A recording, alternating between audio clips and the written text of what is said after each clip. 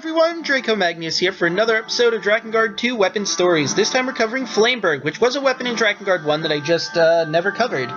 So we'll be doing Drakengard 1's story first, and then move on to this game's story. A sword whose name can also mean fire. The rippled blade deepens wounds and makes them fatal. This was a common sword in days past. In ancient times, a warrior and a dragon fought a battle. Seeing his sword melt in the dragon fire, the warrior tore out the dragon's tongue and wrapped it around his weapon's blade. Enraged, the dragon blasted a mighty fireball at the warrior. So great was the conflagration that both warrior and dragon were reduced to ash. All that remained was the sword, untouched by the flames. Since then, the sword has held a special magic against the flames of dragons.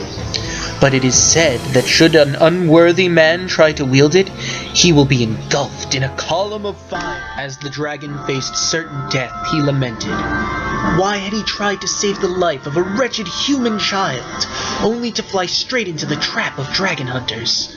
With his consciousness fading, the dragon thought he saw a man fighting. When he awoke, the man was treating his wounds. The man who saved the dragon's life aspired to become king. The dragon was not interested in such matters, but thought he would make a fine ruler. Suddenly, an arrow pierced the man's chest. The dragon hunters had called in reinforcements. Critically injured, he groaned and fell to his knees. Struggling to his feet, the man fought back bravely, but his wound was slowing him down. Just as it seemed he was about to be overwhelmed, the sound of tearing flesh filled the air.